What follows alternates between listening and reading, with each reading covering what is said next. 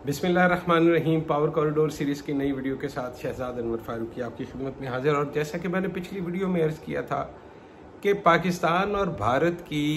जो 10 मई को जो वाक़यात हुए उसने एक तरह से मुस्तक़बिल का रुख मोड़ दिया है, मुस्तक़बिल की सिमत तब्दील कर दी है। चीज़ें जो हैं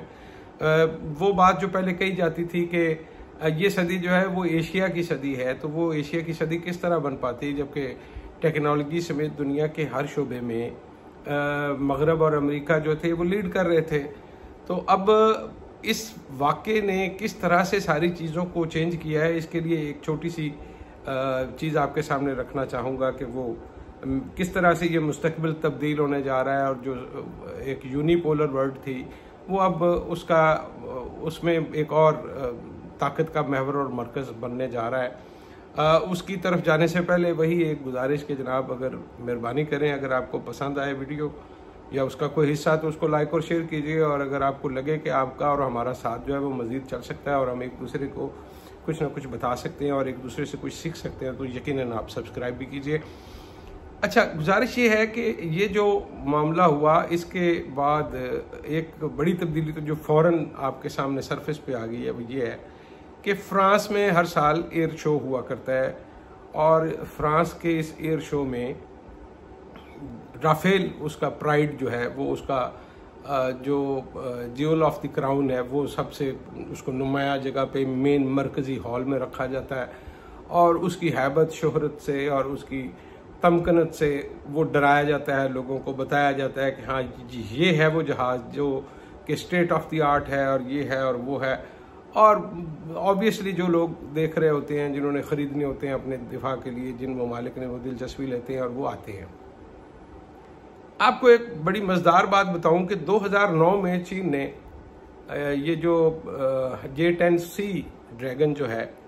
इसको इस नुमाइश में रखने की कोशिश की तो उन्हें जवाब दे दिया गया, उनको इनकार कर दिया गया कि आपका ये तैयारा इस काबिल नहीं है कि वो फ्रांस के इस एयर शो में इसको रखा जा सके। क्यों? क्योंकि एक तो आप चाइनीज़ वैसे भी सब स्टैंडर्ड चीज़ बनाते हैं, ज़रा वो कोई उस तरह से कोई उसका कोई साख क्रेडिबिलिटी नहीं है।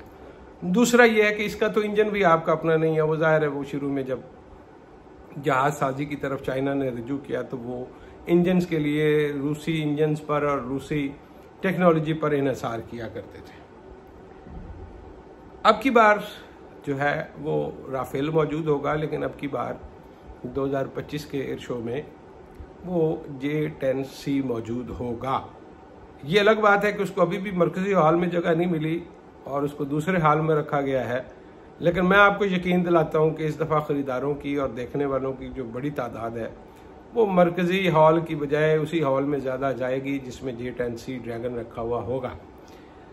अब इससे जुड़ी हुई अगली एक खबर ये है कि चूँकि पाकिस्तान ने चाइना से जो कुछ ख़रीदा अपने दिफा के लिए, चूँकि ज़ाहिर है इससे पहले हम एक तवील अरसे तक अमेरिका पर अपनी दिफाई ज़रूरियात का इन्हिसार हमने रखा और अमेरिका जब हमें चीज़ें देता था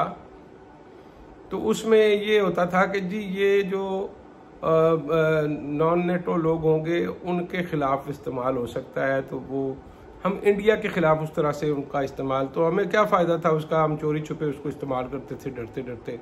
और यूँ भी उनके जो ट्रांसपोंडर थे वो सारी की सारी एक्टिविटी तो अमेरिका को बता रहे होते थे, तो हमारी नकलो हरकत जो है वो हर तरह से उनके सामने हुआ करती थी।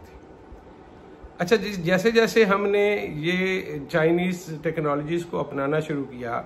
और उनको जोड़ना शुरू किया तो वो ज़ाहिर है कि बहुत सारी दुनिया के लोग जो थे वो सोचते थे और इस पे हंसते भी होंगे कि यार ये जो state of the art European, French और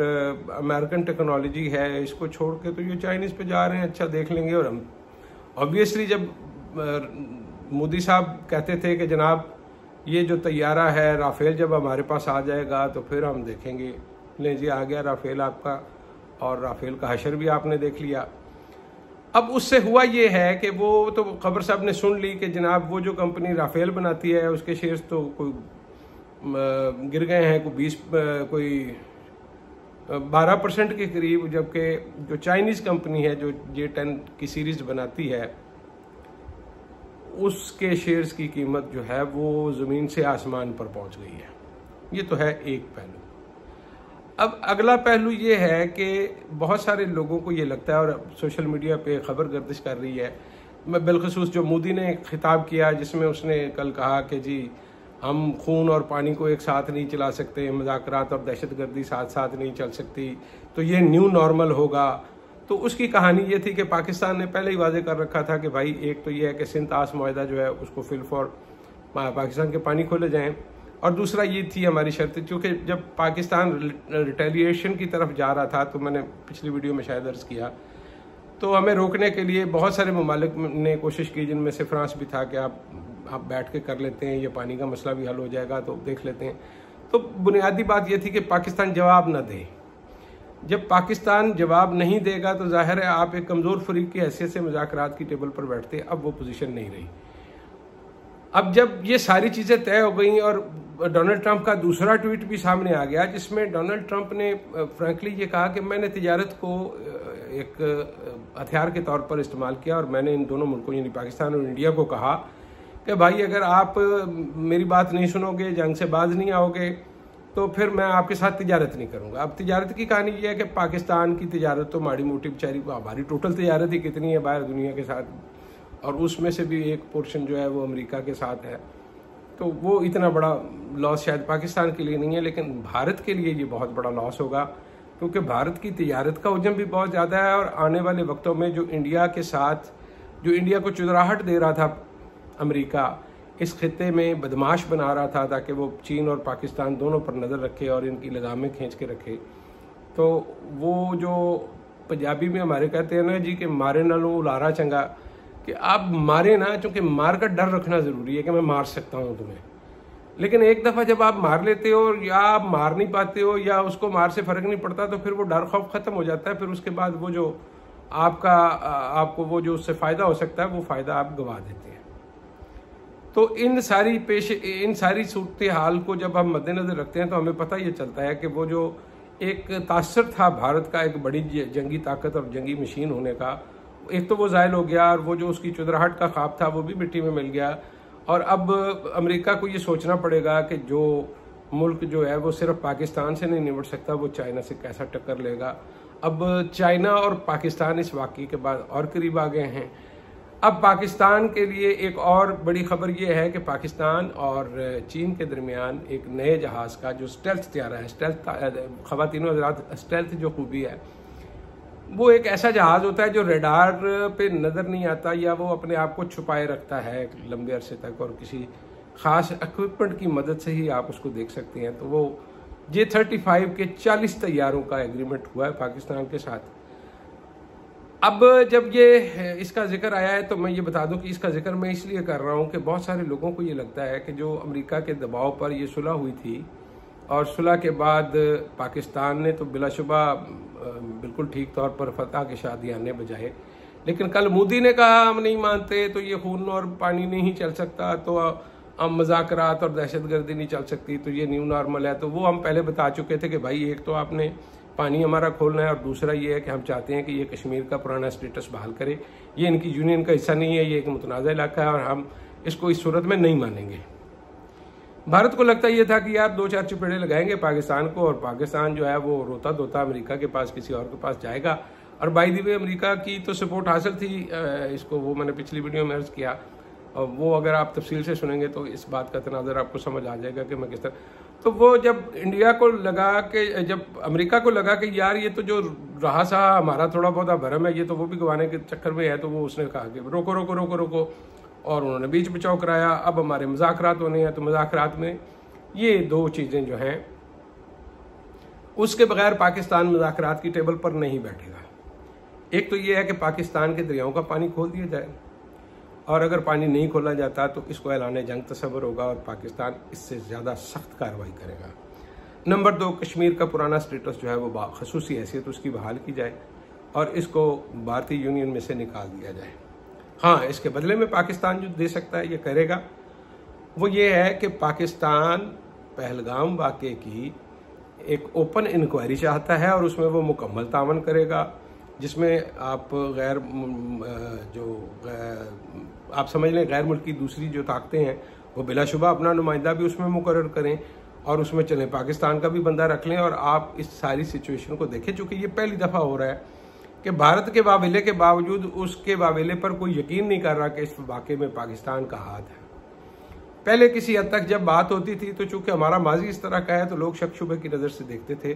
लेकिन इस दफ़ा तो सूरत हाल इसलिए ज़्यादा अजीबो गरीब है कि ये पहली दफ़ा है कि वो कोई सबूत ही नहीं दे पाया, कोई कनेक्शन कोई। अब ये कहता है हमने, वो तकरीर में उसने वो बड़ा कहा कि हमने 100 से ज़्यादा लोग जो है दहशतगर्द मार दिए हैं, को खुदा का खौफ करो यार, पर उसका तो खुदा का तो चक्कर ही नहीं है, भगवान का खौफ भी नहीं है उसको, वरना इस किस्म की थर्ड क्लास बातें ना करता। कौन से दहशतगर्द मारे हैं यार आपने? जितने लोग मारे हैं उसमें औरतें और बच्चे ज़्यादा हैं, मर्द कम है, और बारिश भी उनमें से बारिश उससे भी कम है तनासब के हिसाब से। तो आपने जो लोग शहीद किए हैं हमारे, तो ज़रा नाम तो बता दें उनके कि भाई आपने फलाना एक जो नॉन टारगेट था या नॉन दहशतगर्द था जिसके लिए आपने ये ऑपरेशन किया। आप बिल्कुल खिसियानी बिल्ली खंबा नोचे के मिसदाक आप ये करने जा रहे हैं कि आपने लोगों को सज़ा सुना दी और उस सज़ा पर अमल भी कर दिया, आपने उनके खिलाफ कोई सबूत नहीं दिया। अगर आपको कोई प्रॉब्लम है उन दो लोगों से, उन दो जमातों से जिनके ऊपर पाबंदी लगी हुई है, तो वो ठीक है, हमें उससे कोई मसला नहीं है। अगर आपको मसला है तो मसला रहे, लेकिन ये जो लोग आपने मारे हैं इनकी रिश्तेदारी के अलावा तो कोई उनका लिंक क्या है, आप उसको किस तरह से दहशतगर्दी के साथ जोड़ेंगे? ये बड़ी एक फार फेच्ड बात है। तो इसलिए हम उसके लिए तैयार हैं कि जी जिस तरह मर्जी आप तसल्ली कर लें, हमारा इससे कोई ताल्लुक नहीं है। एक और थ्योरी है इस सारी सिचुएशन में, वो ये है कि जी ब्रिक्स जो कि रशिया का ब्रेन चाइल्ड है, जिसमें ब्राज़ील, रशिया, इंडिया, चाइना ये ममालिक शामिल हैं, तो इसमें पाकिस्तान दिलचस्पी रखता है चूँकि वो चाहता है कि इलाकाई तावन तंजीमों में, आसियान में और ब्रिक्स में और इस तरह की जो तंजीमें हैं, इवन पाकिस्तान सार्क में भी बहुत दिलचस्पी रखता था, क्योंकि यूरोपीय यूनियन का मॉडल आपके सामने है कि जो ममालिक मिलकर बात करते हैं, काम करते हैं, बात करते हैं, तो वो तरक्की बड़ी तेज़ी से करते हैं। अगर वो समझते हैं इंडिया वाले कि जी हम पाकिस्तान को गिरा लेंगे और पाकिस्तान को हम ब्लीड कर देंगे और खुद अकेले तरक्की कर जाएंगे, ये होता नहीं है। मॉडर्न दुनिया में इसका कोई कॉन्सेप्ट है नहीं। तो ये कहा जा रहा है कि पाकिस्तान की जो इलाकाई बुनियाद जो ब्लॉक्स हैं उनमें पाकिस्तान को शमूलियत ना देने को रोकने के हवाले से ये इंडिया ने सारे खेल खिलाड़े शुरू किए हैं। तो मैं समझता हूँ कि इसकी अब जगह नहीं बनेगी, क्योंकि जब आपने अपने जंगी जवाब से, action speaks louder than word, आपने अल्फाज की बजाय अपने अमल से ये साबित किया है कि आप एक ताकतवर और सोचने समझने वाली जंगी मशीनरी हैं और आप खित्ते में आपको नज़रअंदाज नहीं किया जा सकता। तो ऐसे में सारे लोग अब पाकिस्तान की तरफ देखेंगे और पाकिस्तान की बात को सुनेंगे भी। एक बात। दूसरी बात यह है कि वो कहता है हमने एटमी धमकी को नहीं खातर में लाना, तो नहीं लाना तो ना लाओ यार, तो फिर करके देख लो, आपने पहले देख लिया है, इससे आगे चले जाते, फिर ना आप रोकते। हर जगह पे आप कहते हो इन्होंने राब्ता किया, इन्होंने राब्ता किया, इन्होंने क्या राब्ता किया? 35-36 ममालिक को तो आपने मिन्नतें की हैं, फ्रांस तक को तो आपने डाला बीच में, जो कभी हमारे मामलात में आए ही नहीं है। अच्छा, अब सूरत हाल ये है कि एक तरफ राफेल जहाज़ है जिसकी उस तरह से कभी जंगी आजमाइश नहीं हुई, इसके मुकाबले में अमेरिका का F-22 है या F-35 है, तो वो उस तरह से कभी कॉम्बैट में उनको उस तरह से आगे से कोई जवाब नहीं आया कहीं से। तो ये पहली दफ़ा हुआ कि राफेल का सामना हुआ J-10C से और वहाँ पे भाई साहब की छुट्टी हो गई। तो अब अल्टीमेटली एक $23 मिलियन का तैयारा जिसने $125 मिलियन का महंगा तैयारा मार गिराया है, तो उसके लिए लोगों की दिलचस्पी बढ़ेगी। और मैं आपको बता दूं अभी से चाइना को क्वायरीज आनी शुरू हो गई हैं, अफ्रीका से, एशिया के जो ममालिक हैं कुछ उनमें से, मतलब थाईलैंड ने अभी इंक्वायर किया इस हवाले से, UAE और गल्फ की जो रियासतें हैं वो अब दिलचस्पी शो कर रही हैं। सऊदी अरब भी देखेगा, ज़रूरी बात है, क्योंकि वैसे तो उससे ट्रंप मांग रहा है $100 अरब, अब पता नहीं वो क्या बनता है उनकी उस डील का। इसी तरह से लैटिन अमेरिका के जो ममालिक हैं और गल्फ के जो ममालिक हैं वो सारे दिलचस्पी लेंगे। जिस किसी को भी अच्छा स्टेट ऑफ द आर्ट सस्ता तैयारा चाहिए वो चीन की तरफ देखेगा। अब चीन ने जो हमें स्टेल्थ J-35 देने का फैसला किया है, तो उनको ये लगा है कि हम उसके जहाज़ों की सलाहियत को दुनिया के सामने बहुत अच्छी से शोकेस करते हैं। जैसे कि हमने J-10C का या JF-17 का हमने पिछली दफ़ा 2019 में उसका मुजाहरा दिखाया, तो उसके बाद लोगों की ऑटोमेटिकली उसमें दिलचस्पी बढ़ती है। और मैं आपको यकीन दिलाता हूँ कि ये जो J-35 है ये 5th जनरेशन ये मशीन है। ये जो पाकिस्तान के पास अभी थी ये 4+ थी, ये जो J-10C है ये 4+ है, जबकि राफेल जो है वो तो 4+++ में डेयर अबाउट 5 के करीब ही है, 5 जनरेशन के करीब है वो जंगी मशीन। तो अब इसको देखना पड़ेगा कि ये जो F-22 और F-35 है उसके मुकाबले में क्या होता है, या J-35 क्या करता है। अल्लाह ना करे कि ऐसी कोई मौका आए। लेकिन अब ये है कि जब आप हथियारों का लेन देन करते हैं तो जाहिर है चाइना से अगर आप जहाज़ लेंगे तो फिर उसके साथ आप PL-15 की भी बात करेंगे जिसकी मदद से आपने राफेल को गिराया। जब आप मिसाइल की बात करते हैं तो फिर बाकी हथियारों की भी बात होगी। जब हथियारों की, और ख़वातीन व हज़रात, हथियार जो है वो दुनिया का पहला, कुछ रिपोर्ट्स के मुताबिक सबसे बड़ा कारोबार है, कुछ लोग कहते हैं दूसरा बड़ा कारोबार है, चलें इसको जैसे भी देख लें। तो इसमें बहुत पैसा है भाई, और ये क्योंकि अमेरिका का इसमें एक मेजर चंक जो है वो जो लाइन्स शेयर है इस कारोबार में वो तो अमेरिका का है। अब अमेरिका की करेंसी को, डॉलर को सपोर्ट करने के लिए ख़वातीन व हज़रात दो चीज़ें हैं, एक हथियारों की ट्रेड होती है इसमें, और दूसरी तेल की इस पे ख़रीदो फरोख्त होती है जो ओपेक के मुमालिक करते हैं। अगर ये ब्रिक्स वाला, आसियान वाला काम पड़ता है उधर से, और इधर से चाइना जो है उसकी डिफेंस एक्सपोर्ट बढ़ जाती है, तो जाहिर है कि फिर किसी स्टेज पे ये डिमांड आएगी कि यार डॉलर की बजाय अगर हम लेन देन मकामी करेंसियों में कर लें, अपनी अपनी करेंसी में कर लें, या युआन चाइनीज़ की जो करेंसी है उसमें कर लें, तो इन्हिसार एक तरह से कम हो जाएगा। जब ये इन्हिसार कम होगा और लोग एक दूसरे की करेंसी को एतमाद के साथ कबूल करेंगे, और चाइना बिलखसूस जब जहाज़ देता है या कोई और चीज़ जब बेचता है किसी मुल्क को, तो वो उस पर यह शर्त नहीं लगाता कि ये आप फलाने के ख़िलाफ़ इस्तेमाल कर सकते हैं या फलाने के ख़िलाफ़ इस्तेमाल नहीं कर सकते, जैसा कि अमेरिका और यूरोप के बाद ममालिक करते हैं। तो फिर उसमें तो आपके पास लाइसेंस है, आप उसको अपने दिफा के लिए जैसे चाहें इस्तेमाल करें। अगर आप उसमें मकामी करेंसी को इन्वॉल्व कर लेते हैं, एक दूसरे की करेंसी में लेन देन करना शुरू कर देते हैं, तो इससे बड़ी सहूलत और क्या हो सकती है। जब इतनी सारी सहूलतें होंगी तो ख़वातीन व हज़रात, ये जो ममालिक इन सौदों में शरीक होंगे वो एक दूसरे के करीब आ जाएंगे। एक तो वैसे ही हम इलाकाई तौर पर, वो आसियान की मैंने बात की, ब्रिक्स की बात की, तो इवन अफ्रीका के ममालिक और जो लैटिन अमेरिका के ममालिक हैं, अगर वो भी चाइना के साथ जुड़ना शुरू हो गए तो एक और तरह का इत्तेहाद बनना शुरू होगा, तस्वीराती इत्तेहाद जो बनेगा। तो उससे ऑब्वियसली चाइना की ताकत में इजाफा होगा, और अमेरिका की ताकत, अगर वो उसका डॉलर रूल नहीं करता उसमें और उसका हथियारों की सेल कम हो जाती है, और चूँकि रशिया और ईरान अगर उसमें से निकल जाते हैं और वो अपने तेल के सौदे जो हैं वो किसी और करेंसी में करना शुरू कर देते हैं, तो सूरत हाल ऑल टुगेदर चेंज हो जाएगी। इन सारे अगर फैक्टर्स को आप मद्देनज़र रखें तो आपको ये समझ आएगी कि ये पाकिस्तान और इंडिया का क्लैश जो है ये सिर्फ पाकिस्तान और इंडिया का नहीं था, ये चाइना और अमेरिका और यूरोप का एक क्लैश था, जिसमें फ़िलहाल राउंड 1 हुआ है, और राउंड 1 में चाइना जीत गया है। बहुत सारे लोगों को ये खदशा लगता है कि ये जो सीज़ फायर हुआ है या जंग बंदी हुई है, इसमें शायद इसराइल, अमेरिका और बाकी ममालिक जो हैं वो इंडिया को मज़ीद स्ट्रेंथन करना चाह रहे हैं। कुछ तस्वीरें चल रही हैं कि शायद मज़ीद कोई असला और साजो सामान उतारा जा रहा है इंडिया में। हो सकता है ये तस्वीर अभी तक इसकी कोई तस्दीक नहीं हुई, लेकिन अगर ये सच्ची भी तस्वीरें हैं तो जैसा कि मैंने अर्ज़ किया कि चाइना ने भी कुछ चीज़ें देने का वादा कर लिया है, कुछ पाइपलाइन में है, कुछ आ रही हैं, कुछ चल पड़ी हैं। तो ये जो J-35 है ये भी उसी की एक किस्म है। जब J-35 के 40 तैयारे पाकिस्तान के पास होंगे तो फिर बर्रे सगीर की फ़िज़ाओं में पाकिस्तान का राज होगा। ये मैं आपको लिख के देता हूँ, क्योंकि सीसल चौधरी और MM आलम के कारनामे तो हमने पहले पढ़े थे ना। तो अभी जो 2019 और अभी जो तारीख रकम हो रही है फ़िज़ाई मार्कों की, ये लोगों के खून की गर्दिश तेज़ कर देती है। अपना बहुत सारा ख्याल रखिएगा, मिलते हैं एक नई वीडियो में। अल्लाह ने के बाद।